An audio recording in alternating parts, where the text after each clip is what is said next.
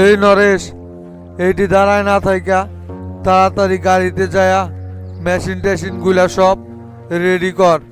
উস্তাদ আইতেছে। এইখানে এখন অনেক বড় একটা অপারেশন পরিচালনা করতে হইব। তাড়াতাড়ি গাড়ি থেকে মেশিন টেশিন গুলো রেডি করিয়া নিয়ে আসে। যা, এখনই যা। নরেশ, চালু কর। সময় বেশি হাতে নাই। উস্তাদ যে কোনো সময় চলে আসতে পারে। সমস্যা নাই রমজান, মেশিন লুট করাই আছে।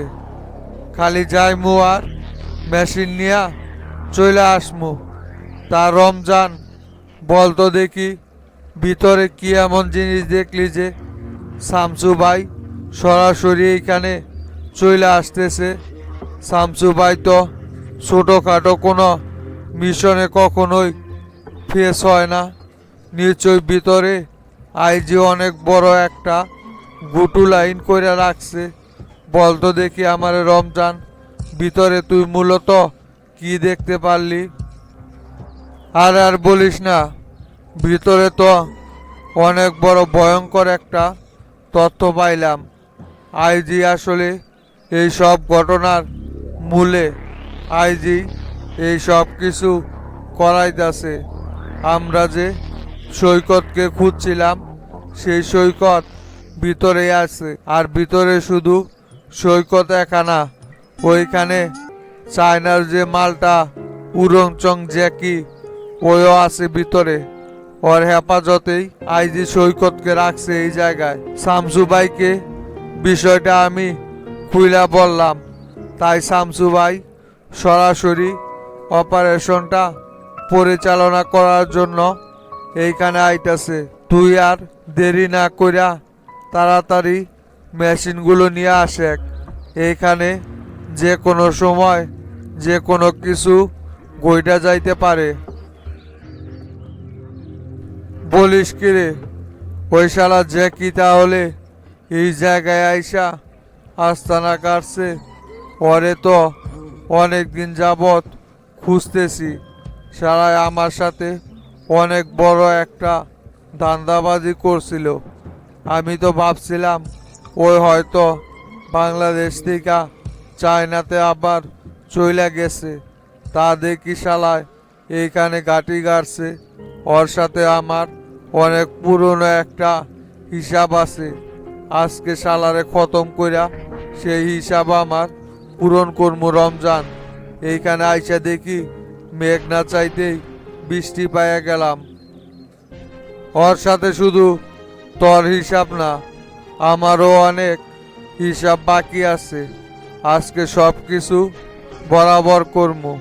শালার কত বড় কলিজা, চায়নার থেকে বাংলাদেশে ডুইকা আমাদের সাথে গাদ্দারি করে। ওর সকল হিসাব আজকে বই বই কইরা বুঝাই দিমু। এ বাঙালিরা যে কি করতে পারে সেটা ওই এবার হারে হারে টের পাইব। তুই আর এখন বেশি কথা না বইলা মেশিন নিয়ে আসে। আমাদেরকে এখানে সব সময় সর্বোচ্চ সতর্ক থাকতে হইব।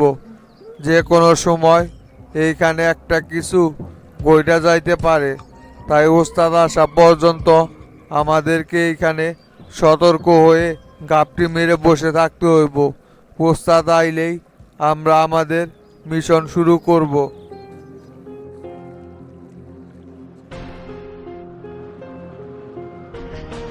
এই যে কি শোনো, সৈকত কিন্তু আমাদের কাছে খুবই গুরুত্বপূর্ণ একটা ব্যক্তি। সৈকত এখন সম্পূর্ণ তোমার দায়িত্বে আছে। সৈকতের যেন তিল পরিমাণ কোনো ক্ষয়ক্ষতি না হয়, সেই দিকে তুমি লক্ষ্য রাখবা। এইখানে যেন কেউ আইসা সৈকতের কোনো ক্ষতি করতে না পারে। আর মাত্র 2টা দিন তুমি ওরে তোমার হেফাজতে রাখো। তারপরেই পরে ইন্ডিয়া আমি পাচার করে দিব। তখন আর তোমাকে এই দায়িত্বটা পালন করতে হইব না। আর বাংলাদেশে তোমার যদি কোনো রকমের কোনো অসুবিধা হয়, সেটা সম্পূর্ণ আমি দেখব। বাংলাদেশে তুমি নির্দ্বিধায় ওপেনে তোমার কার্যক্রম চালিয়ে যেতে পারবে। আপনি একদম টেনশন করবেন না, আপনার লোক আমার কাছে নিরাপদে থাকবে। কারো ক্ষমতা নাই এই জ্যাকি রাস্তানায় আক্রমণ করে আপনার লোককে এখান থেকে তুলে নিয়ে যায়।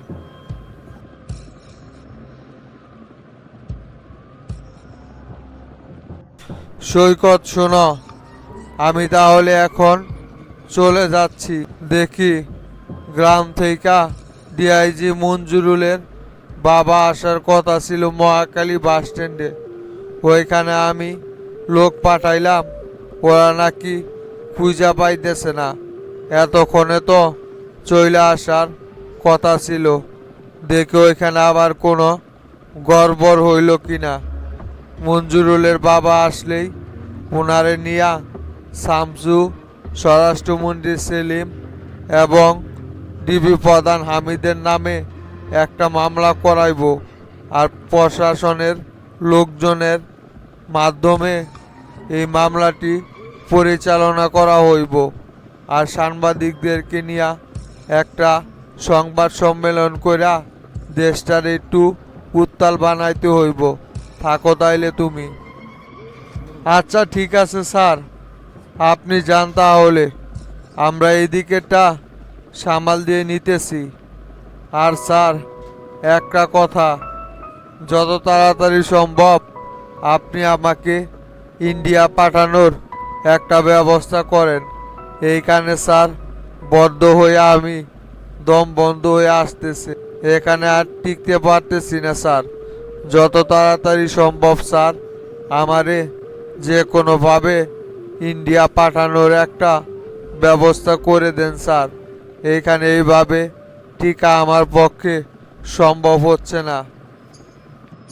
আর মাত্র অল্প কয়েকটা দিন সৈকত, তুমি এইখানে কষ্ট করে থাকো, তারপরেই তোমারে আমি ইন্ডিয়া পাঠানোর একটা ব্যবস্থা করে ফেলবো।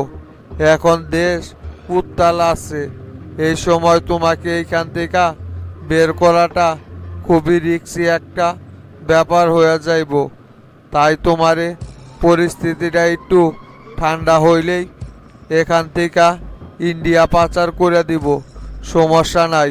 তোমার কোনো টেনশন নাই সৈকত, তুমি নিশ্চিন্তে এইখানে থাকতে পারো।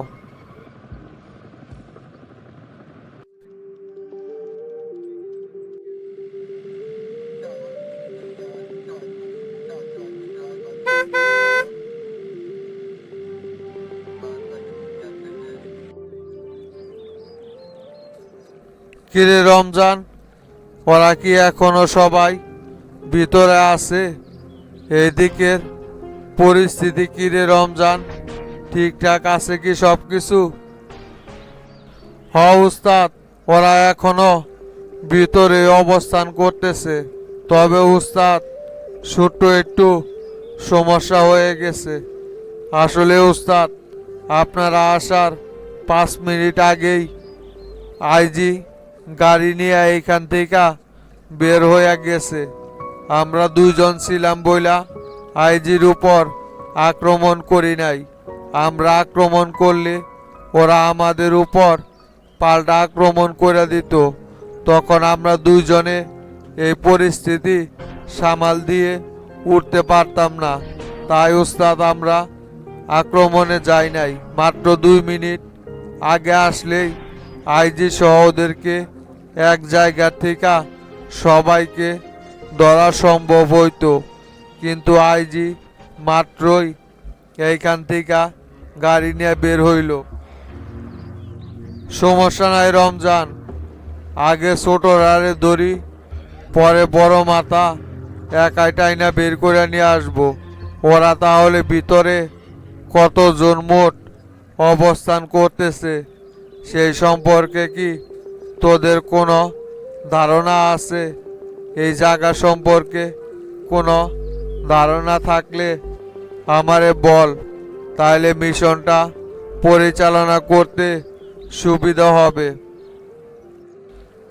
উস্তাদ, ভিতরে ওরা মোট কয়জন আছে সেই সম্পর্কে তো আমি সঠিকভাবে বলতে পারলাম না, তবে ধারণা করা যায় ওরা 10 থেকে 12 জন লোক এইখানে অবস্থান করতে পারে। আর এই কারখানা সম্পর্কে আমার খুব ভালো ধারণাই আছে, কারণ নিতাই আর আমি অনেকবার এই আস্তানায় এর আগেও এসেছি। মোহাম্মদ ভাইয়ের আস্তানা এটা, ওনার সাথে অনেকবার আমার এই জায়গায় আসা হয়েছে। এই জ্যাকি শালায় মোহাম্মদ ভাইকে এখান থেকে সরিয়ে ওই নিজে এই আস্তানাটা দখল করে রেখেছে। এই শালার উচিত একটা শিক্ষা কিন্তু এবার দেব ওস্তাদ। তাইলে তুই যেহেতু এই আস্তানা সম্পর্কে আগে থেকেই সকল তথ্য জানস, তুই তাহলে বল কিভাবে ওদের উপর আক্রমণ করলে অতি তাড়াতাড়ি ওদেরকে বসে আনা যাইব। যেহেতু ওরা 10 থেকে 12 জন আছে আর আমরা এখানে মোট 4 জন আছি, তাই ওদের সাথে কৌশলে আমাদেরকে আক্রমণ করতে হইব।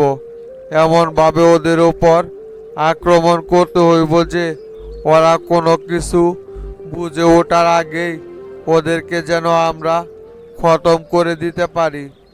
তাছাড়া ওরা যদি পাল্টা প্রতিরোধ গড়ে তোলে তখন কিন্তু আমাদের এইখানে টিকাটা খুবই মুশকিল হইয়া যাইতে পারে, তাই কোনো রকমের রিস্ক নেওয়া যাইব না।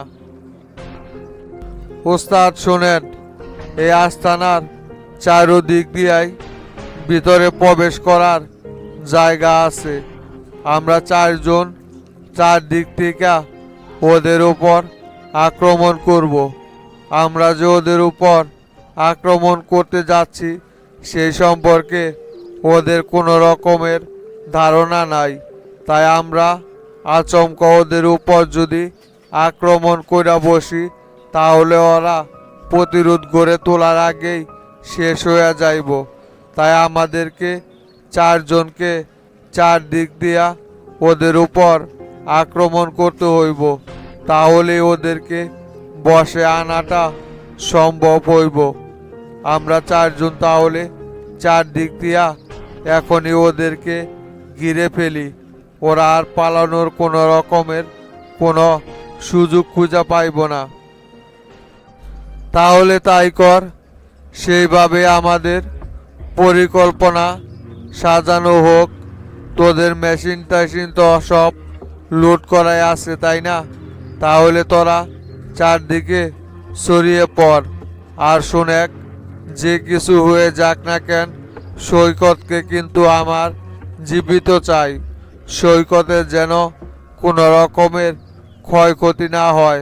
সৈকতের যদি কোনো ক্ষয়ক্ষতি হয়ে যায় তাহলে কিন্তু কোনো প্রমাণই আমরা খুঁজে বের করতে পারবো না আইজির বিরুদ্ধে।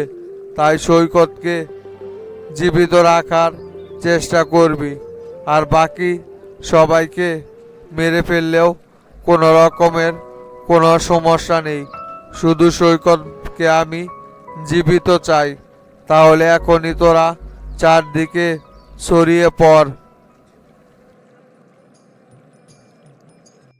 এই মানিক, অ্যাটাকের জন্য প্রস্তুত হ। ভিতরে কিন্তু যে কোনো কিছু হয়ে যাইতে পারে। ওস্তাদ, আমি সম্পূর্ণ রেডি আছি, সমস্যা নাই কোনো। এ রমজান, গুলি করতে করতে সামনের দিকে এগা। একটানা শুধু গুলি করে যাবি। ওদেরকে পাল্টা প্রতিরোধ গড়ে তোলার কোনো রকমের সুযোগ দিবি না।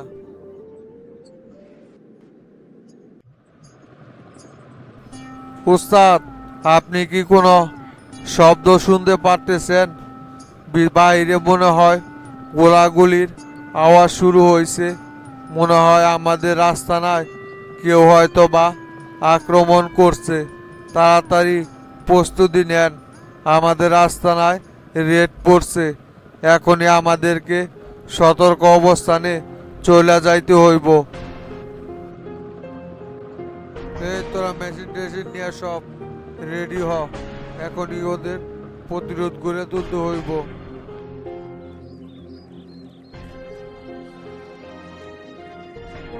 এই মঞ্জুরুল সাহেব, ভিতরে অলরেডি অ্যাটাক শুরু হয়ে গেছে।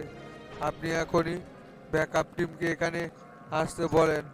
আইজি স্যার হয়তো বা এখনো ভিতরেই আছে। আচ্ছা ঠিক আছে, এখনই ব্যাকআপ টিম ডেকে পাঠাচ্ছি আমি।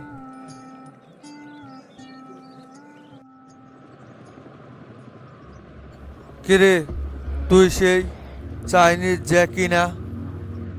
তোরে তো আমি অনেক আগেই বাংলাদেশ থেকে চলে যেতে বলছিলাম, তুই এখনো চলে না যাইয়া দেশের ভিতরে আসিস, তাই না?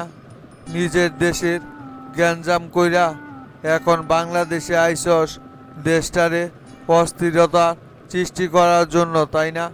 তোরে একবার সুযোগ দিছিলাম আমি দেশ থেকে পালানোর জন্য, কিন্তু তুই আমার সেই সুযোগ কাজে লাগাস নাই। এখন তোর জীবন দিয়ে তোর সেই ভুলের প্রায়শ্চিত্ত করতে হইব। আমার দেশে এসে আমার দেশের নিরীহ মানুষের উপর অন্যায় অজুলুম চালাইবি, সেটা তো কখনোই হইতে দিব না আমি। আমি তো ভাবছিলাম তুই মনে হয় দেশ ছেড়া পালাইছিস, কিন্তু তুই যে এইখানে গাপ্পি মাইরা আসস সেটা তো আমি আগের থেকে জানছিলাম না।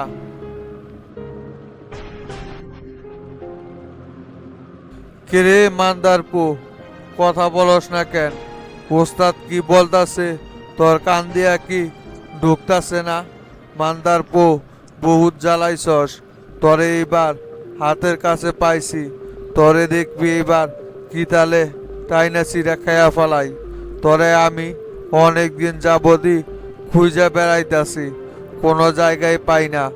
অবশেষে ধরে এই মোহাম্মদ পুর শেখের আড্ডাতে পাইলাম খুঁজা।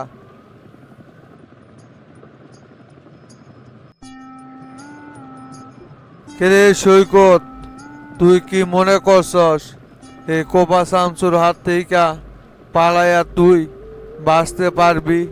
সেটা কখনোই সম্ভব না। কোপা শামসুর হাতে ধরে ধরা পড়তেই হইব। এখন তো তোর জীবনটা নিয়াই টানাটানি লাইগা যাইব রে।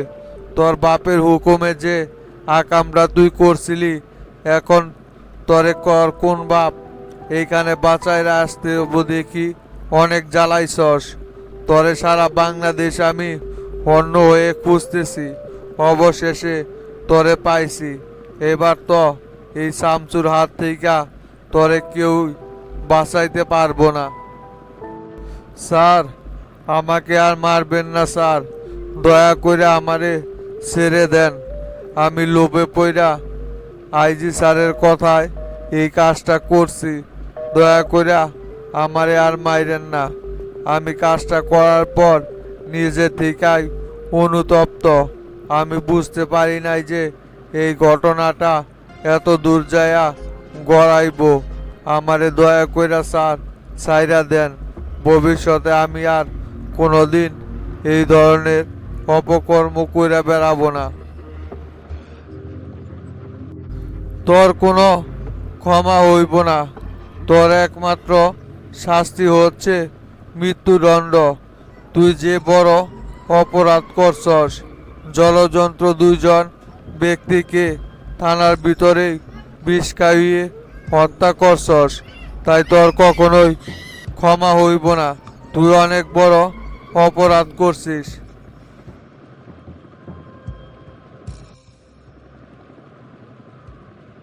স্যার, দয়া করে আইনের কাজ আইনের লোকের দ্বারাই করতে দেন।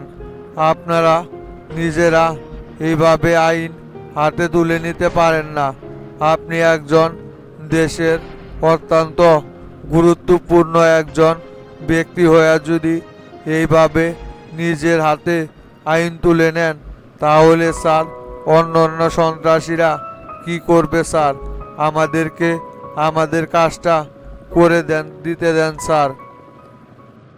আপনারা এইখানে আপনাদেরকে কে খবর দিল? নিশ্চয়ই আইজি মনে হয় আপনাদেরকে এইখানে পাঠাইছে, তাই না? শোনেন, আপনার স্যার আইজিকে বলে দিবেন ওনার সময় শেষ হয়ে এসেছে। এখন ওনারে খতম করার পালা। এই কোপা শামসুর সাথে লেগে আজ পর্যন্ত কেউ টিকতে পারে নাই, ভবিষ্যতে কেউ টিকতে পারবে না। কথাটা আপনার স্যারকে ভালো করে মনে করে দিবেন। স্যার, আমাদেরকে ভুল বুঝবেন না, আমরা আইজি স্যারের হইয়া কাজ করতেছি না। আসলে সম্রাট সাহেব আইজি স্যারের উপরেও আগে থেকেই সন্দেহ পোষণ করছিল, যার কারণে আমাকে আইজি স্যারের পিছনে গোয়েন্দাগিরি করার জন্য লাগিয়ে রেখেছিল। আমি সর্বক্ষণিক আইজি স্যারের চলাফেরা গতিবিধি লক্ষ্য করে রাখতেছিলাম, আর সেই অনুযায়ী আইজি স্যারকে এইখানে ঢুকতে দেখি এবং ওনাদের দুইজনকে আইজি স্যারের পিছনে লাগতে দেখে আমার সন্দেহ হয়।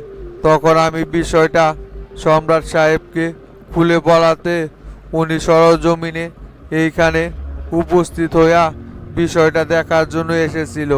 তা বাকিটা তো নিজের চোখেই দেখতে পারলাম। আমরা আইজির হইয়া কখনোই কাজ করি না। স্যার, যেদিন থেকে আইনের পোশাক হাতে নিয়েছি সেই দিন থেকেই স্যার প্রতিজ্ঞা করেছি যে কখনোই কোনো অপরাধী আমার হাত থেকে পালিয়ে বাঁচতে পারবে না। আপনি স্যার কোনো রকমের টেনশন করবেন না। এদেরকে আমি কাস্টডিতে নিয়ে যাওয়ার ব্যবস্থা করতেছি। ওইখানে ওদেরকে জিজ্ঞাসাবাদ করে তারপর যারা যারা এই ঘটনার সাথে জড়িত আছে সকলকে আমি আইনের আওতায় নিয়ে আসব। শোনেন এসিপি দুর্জয় সাহেব, আপনি ওদেরকে কাস্টডিতে নিয়ে যান। ওদেরকে সরাসরি আমি আর সেলিম ভাই জিজ্ঞাসাবাদ করব। কাস্টডিতে নিয়ে ওদেরকে জিজ্ঞাসাবাদ করার জন্য প্রস্তুত করেন। আমি কিছুক্ষণের ভিতরেই আসতেছি সেলিম ভাইকে সঙ্গে নিয়ে। দ্রুত ওদেরকে এইখান থেকে নিয়ে যাওয়ার একটা ব্যবস্থা করেন। কিছুক্ষণের ভিতরেই আমি আসতেছি। শোনেন শফিক ভাই, হাবিব ভাই, আপনাদেরকে একটা কথা বইলা দেই। ব্যক্তিগত রেশারেশি বুইলা সকলেই মিলা কাজ করার প্রস্তুতি নেন। সামনে কিন্তু দেশের পরিস্থিতি খুব একটা ভালো যাইতেছে না। দল ক্ষমতায় আছে বইলা যা ইচ্ছা তাই কইরা যাইতে পারতেছেন। যদি দলই ক্ষমতায় না থাকে তাহলে এই রাজনৈতিক পাওয়ার দেখাবেন কোথায়? তখন কিন্তু জেলের গানি টানতে টানতে দিন পুরাইব। তাই আমি বলি কি, সকল ব্যক্তিগত রেশারেশি বাদ দিয়ে বিরোধী দলের পদক্ষেপগুলো কিভাবে আটকানো যায় সেটা নিয়ে সকলেই কাজ করেন। এতে সকলেরই ভালো হইব। হ্যাঁ, ঠিক এইটাই তো মাস্টার। সবার আগে আমাদের দলের দিকে দেখতে হইব, তারপর ব্যক্তিগত স্বার্থ। দলে যদি না টিকে তাহলে ব্যক্তিগত স্বার্থ কিভাবে থাকবে এখানে? আমিও চাই সকলেই ভেদাভেদ ভুলে জনতা পার্টিকে আগামীতেও ক্ষমতায় কিভাবে রাখা যায় সেটা নিয়ে কাজ করলে হয়তো বা সবচাইতে বেশি ভালো হয়। শোনো মাস্টার, তুমি নিশ্চিত থাকতে পারো যে দলের ক্ষতি হয় এমন কোনো কাজ কখনোই এ হাবিবের দ্বারা আগে হয় নাই, ভবিষ্যতেও হইব না। দলের নাম খারাপ কইরা ব্যক্তিগত কোনো স্বার্থ হাসিল করার ফায়তারা কখনোই এ হাবিব করে না। আগে দল, তারপর ব্যক্তিগত স্বার্থ। এই নীতি নিয়ে আমি রাজনীতি করে আসতেছি। শোনেক তোতা, তুই আগামীকালকেই নন্দীগ্রামের সকলকেই পার্টি অফিসে উপস্থিত থাকতে বলবি। আগামীকালকেই কমিটিটা ঘোষণা করে দিব। আর তুই রাত্রে একটু আমার বাসায় যায়া আমার সাথে দেখা করিস। তোর সাথে আমার ব্যক্তিগত কিছু আলোচনা করার আছে। শুনলি কি বললাম? এখন আমি উঠবো, বুঝছস? তুই তাহলে রাইতে আসিস আমার সাথে দেখা করার জন্য। আচ্ছা চাচা, ঠিক আছে। তাইলে আমি বিকেলে ওদেরকে নোটিশ পাঠাই দিবনি প্রচার সম্পাদকের মাধ্যমে। আগামীকালকে সকলকেই পার্টি অফিসে উপস্থিত থাকার নির্দেশ দিয়ে দিবনি। আর বিকেলে আমি আপনার সাথে বাসায় গিয়ে দেখা করে আসবনি। তাহলে আমরা উঠি এখন। আসসালামু আলাইকুম। গোল্লা, এই গোল্লা এদিকে আয় তো দেখি। হস আচ্ছা, কন ডাকছিলেন আমারে? গোল্লা, টেরা কি এখনো ভিতরে আছে না চইলা গেছে রে? না না চাচা, টেরা ভাই ভিতরে আছে, ডন ভাইয়ের সাথে আলোচনা করতেছে। তাহলে টেরারে ডাকে, মিটিং শেষ, চইলা যাইমু। কি হয়েছে তোমার? ফোন করে হঠাৎ সকাল সকালই এত জরুরিভাবে দেখা করার জন্য বাড়ির উপর চলে আসলা যে? কি হয়েছে এবার খুলা বলো তো দেখি আমারে। আর বললেন না ভাই, কালকে রাতে অনেক বড় একটা ঘটনা ঘটে গেছে।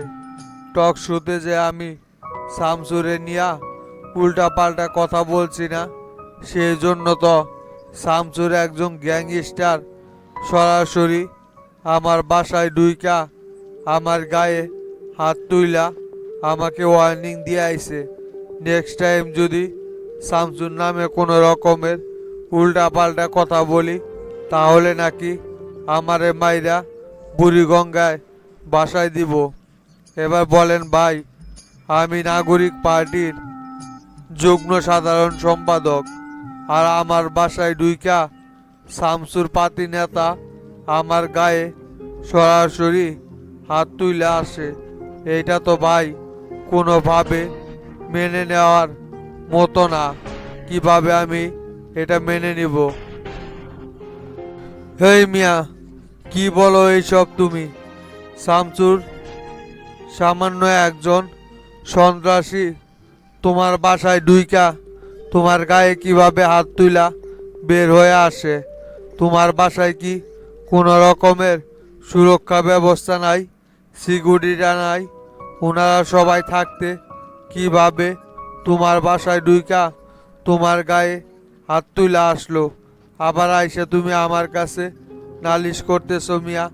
নিজের বাড়ির সুরক্ষায় ঠিকভাবে রাখতে পারো না, তাইলে আবার তুমি রাজনীতি কইরা সারা দেশের মানুষের সুরক্ষার নিশ্চিত কিভাবে করবা? তোমার এই কথা আমার মোটেও পছন্দ হইল না। আমি যদি শুনতাম তুমি শামসুর বাসায় ঢুইকা শামসুর গায়ে হাত তুলে আইছো, তাইলে বিষয়টা মেনে নেওয়া যাইতো। সবই ছিল ভাই, কিন্তু ওই ছেলেটা খুবই দুর্দর্শ একটা ছেলে। আমার বাসার সকল সিকিউরিটি গার্ডকে ঘুমের ওষুধ ক্লোরোফর্ম খাইয়ে সবাইকে অজ্ঞান করে সরাসরি আমার বেডরুম পর্যন্ত ঢুইকা পড়া আমার গায়ে হাত তুইলা ওয়ার্নিং দিয়ে আইছে। আমি কিন্তু এবার ভাই চুপচাপ বসে থাকবো না। শামসুর সাথে এবার আমি সরাসরি আক্রমণে যাইব। হ্যাঁ আইছে, শামসুর সাথে এটাকে যাইব। হাতি ঘোড়া শামসুর সামনে টিকতে পারলো না, আর তুমি তো মাত্র চামচিকা। শামসু তো ফু মাইরাই তোমারে পুরাই দিব। হাজি সিদ্দিক, কাদের মোল্লা, দুলু, ওদের মতো বড় বড় নেতারা ক্ষমতা থাকা সত্ত্বেও শামসুর সাথে কুলাই উঠতে পারে নাই। আর তুমি তো কোনো কার নক্কু। শামসুর সাথে এটাকে গেলে মিয়া নিজের অস্তিত্বই বিলীন হয়ে যাইব। তাই এই সমস্ত উল্টাপাল্টা চিন্তা ভাবনা বাদ দিয়া শামসুর সাথে লাগতে হইলে বুদ্ধি দিয়ে খেলতে হইব। শোনো, আইজির সাথে আমার কথা হয়েছে, পুলিশ হত্যা মামলায় শামসুরে ফাঁসাই দিব। শামসুর নামে মামলা হইলে আমরা বিরোধী দল যারা আছি শামসুর পদত্যাগের দাবিতে রাস্তায় আন্দোলনে নামব। শামসুর পদত্যাগের দাবিতে রাস্তায় নামলে কি প্রেসিডেন্ট শামসুকে ওর পদের থেকে অব্যাহতি দিব? প্রেসিডেন্ট তো শামসুর কথায় উঠে বসে। শামসুরে উনি জীবনেও পদের থেকে সরাইব না। শামসুর বিরুদ্ধে পদত্যাগের দাবি তুইলা কোনো লাভই হইব না তরিকুল ভাই। আমাদেরকে অন্য কোনো পরিকল্পনা সাজাইতে হইব, যাতে করে শামসুকে ধ্বংস করা যায়। হ্যাঁ হ্যাঁ, কাজ হইব 100%। কারণ জনতা পার্টির অনেক নেতা কর্মী শামসুর বিরুদ্ধে। প্রেসিডেন্টও এখন শামসুর কাজ কামে খুবই অসন্তুষ্ট। ওদের দলের ভিতরের খবর আমার কাছে আছে। আমরা যদি শামসুর বিরুদ্ধে পদত্যাগের দাবি তুলি, তাহলে দলীয় অনেক সিনিয়র নেতারা প্রেসিডেন্টকে এই বিষয়টা নিয়ে চাপ প্রয়োগ করব। তখন প্রেসিডেন্ট বাধ্য হয়েই শামসুকে সরাইতে হইব। কারণ একজনের জন্য তো আর পুরো দলের বিরুদ্ধে প্রেসিডেন্ট কখনোই সিদ্ধান্ত নিবে না। আর শামসুরে একবার যদি সরাইতে পারি, তাহলে আমাদের সরকারকে দুর্বল করতে অনেকটাই সহজ হইয়া যাইব। এই শামসু যেদিন থেকে জনতা পার্টির সেক্রেটারি হয়েছে, ততদিন থেকে আমরা আন্দোলন করিয়া কোনোভাবে কোনো কিছু অর্জন করতে পারতেছি না।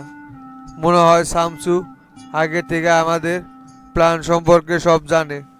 যেটাই করতে যাই না কেন, শামসু তার বিপরীতটা আগেই ভেবে রাখে। কোনোভাবেই সরকারকে দুর্বল করতে পারতেছি না।